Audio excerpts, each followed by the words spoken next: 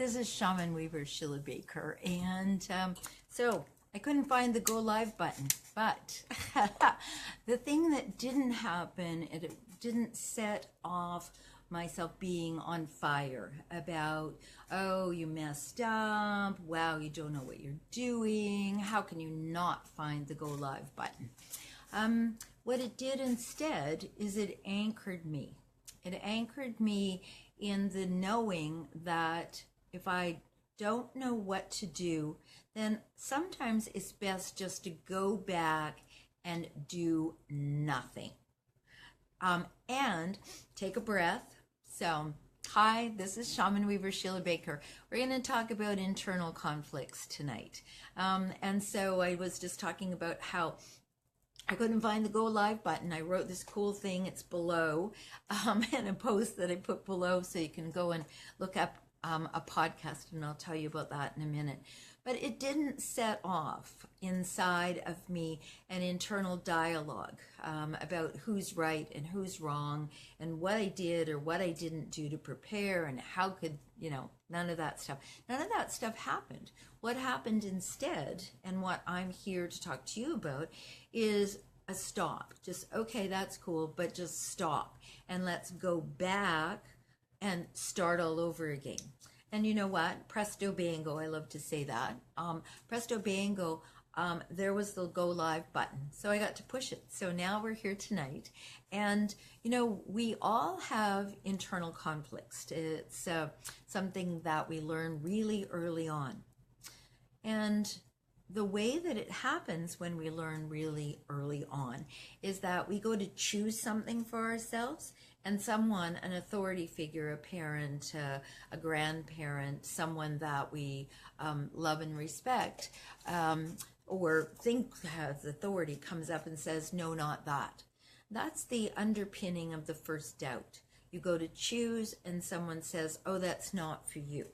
So your initiative, your ability to reach out and take that which you want begins really early on, even before 2. We stop babies from touching things that are dangerous. So that self-doubt, that reaching out and not being able to have that, comes across as, oh, I can't make good decisions. And then when something as silly or as big as I can't find the go live button happens, and I love the universe for bringing these things on, and for giving me such a great concrete example of how, maybe when I was 3, I went to do something and I couldn't find what I was looking for. So it internalizes in our body as little pieces of self-doubt. So the self-doubt resides in, our 3-pound brain up here, which governs a lot of things. It goes through the reptilian brain back there, and the reptilian brain is all about stop, don't go, it's dangerous. And so when we're not certain, we don't take action. I could have stalled out tonight. I could have gone, oh, I can't figure this out. But then who would be served? Certainly and not me, because my self-doubt would just be up and going, well, there's a level of lack of confidence. And instead of doing that, that uncertainty about how do I do this, which generally brings up fear turns into inactivity as opposed to, oh, let me go and try to do something different. And sorry, Yoda, that I said try. But it sets up a whole series of things.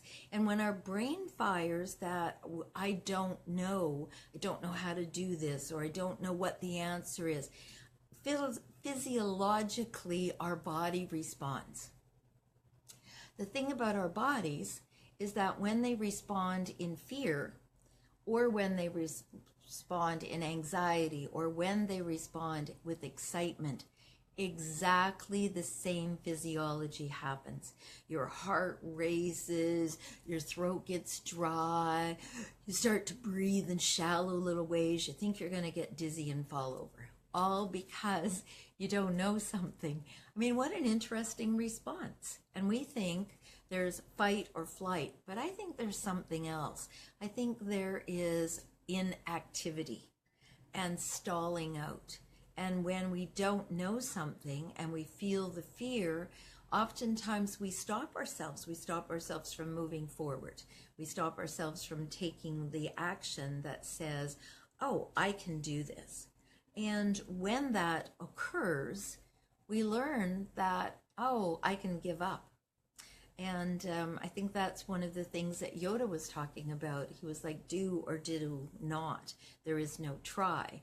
And when I say try, and when I talk to people about trying, it allows you to be unsuccessful. So it isn't really serving you.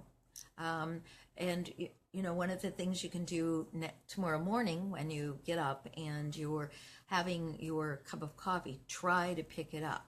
You won't be trying, you will be getting that coffee and that cup to your lips. So when you think about doing anything, you can remember that, you know, like, oh, can I get my coffee to my lips, or my tea, or my whatever is your favorite beverage? I'm pretty sure you can. So that little piece of countering the fear of, oh, I don't know what's going to happen, with something incredibly practical. And that's what shamanism is all about. And that's what I'm all about, is it's teaching you how to move through your fears, feel the feelings, and then move on. Don't sit in them. Feelings are completely mutable. They're moving all of the time. Listen to a happy song. Okay, then what happens? Oh, yeah, you're dancing, you're moving, you're jiving around. Then listen to a sad song and feel the difference in their body. And I highly recommend that you do that sometime in the next few hours. Just go, let me test this out. Because don't take my word for it. You know, caught myself. Did you hear that? Do it for yourself. Put on a really happy song and feel the feelings. Feel that your body just wants to move, wants to engage. Is what it does. It wants to feel the music and be with the music, and almost like a marriage of the music. And then put on a sad song and feel what happens. There's a distancing, there's a shutdown, there's a contraction. So you can test this out for yourself easily in 10 minutes. You know, happy song, sad song. Feel the feelings in your body and notice that they're not staying the same. There are no emotions that don't move. That's what the word is, energy in motion. So the energy of self-doubt and of conflicting things going on, that inner dialogue, is just that. It's just energy. So when you think about it, there's two conflicting ideas. You want to do something, but geez, maybe it's stretching your budget or stretching your imagination that you can even do it. You know, I'll give you a personal example. Next year, I'm going to do a pilgrimage. The pilgrimage itself is 500 miles. I'm not really interested in doing that, but there's a part of me that's like questioning, you know, well, why aren't you interested? Don't you think you can do it? Why don't you think you can do it? And brings up all of this stuff that then the other part is like, well, don't be silly. Of course I can do this. Not only that, I'm going to get in training. So then I'm over here rationalizing with myself in my 3-pound brain about why I've set this up, that I'm questioning, you know, why can't I do this? How much do I want to do? It goes back and forth and back and forth. And no resolution comes because they're in an internal dialogue of conflict. So that internal dialogue takes you down a pathway where there is no activity because you haven't moved, because you've been afraid of taking the step. So uncertainty feels like fear. Emotions are mutable and unreliable. They're energy and motion, so let them flow through. Pay attention to the self-doubt. And you can oftentimes find a time that it arrived. And so have a rummage around and see if you can find that. And then when you get to that place of recognizing where it came from, if you're ready to take the next step and do something about it, then by all means, pop me a message, and we'll talk about turning the self-doubt into self-creation. Taking those niggly little things that are in there and sucking the energy and actually not uplifting you, not getting you into your highest and best or better, and we'll move them. So the little tip for you tonight is to source the self-doubt. Also, another little tip is to look at the podcast, listen to the podcast. I will on the on the post below this one, it will give you the link, and I will also post it again, and so that you can go and listen to the podcast. That is Uncertainty Feels Like Fear. Hi, Nina. So this is Shaman Weaver, Sheila Baker. What we're talking about tonight is conflicting inner dialogue. So there's a beautiful story, a Native American story about a grandfather elder, and he was with his grandson, and the story goes that the grandfather is telling the grandson about two wolves that live in his head, and one of them is about doing good, and the other one is about not doing good. And so he says that, they're always in conflict. They're growling at one another, just like that self-doubt up in there. And the little boy turned to his grandfather and he said, well, grandfather, which one will win? And the grandfather said, whichever one I feed. So as you're taking courage and you're moving forward, and as you are resolving the self-doubt, just remember the two wolves. Which one are you going to feed? So this is a beautiful thought for you, because we feed ourselves. We think that we don't have to pay attention to being mindful, but being mindful says that when you see that there is self-doubt and you recognize it, it's not just thoughts that are popping up, but underpinning that is self-doubt. So pop over, get the podcast, and I'll give you the link right here.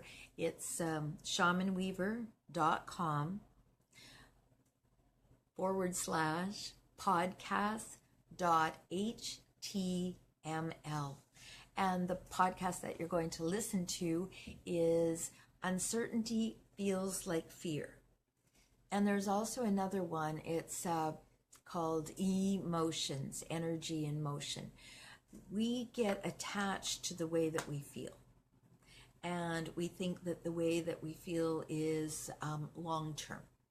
We get attached to, for me, one of my things is I make it fun. So it's uplifting, it's joyous, and it is non-conflictual. You move in a certain direction. When you know that your direction is fun and you're going to do something, that also takes out some of the self-doubt, some of the conflicting inner dialogue. So be aware when it comes up. Be aware how it comes up. Be mindful. Listen to Uncertainty Feels Like Fear, and feed the wolf that's going to be the best for your highest and best or better. And thanks for joining me this evening, and master self-doubt. All right, bye-bye. Oh, Anita put up the link. Thank you, Anita. Okay, bye, everyone. See you next week.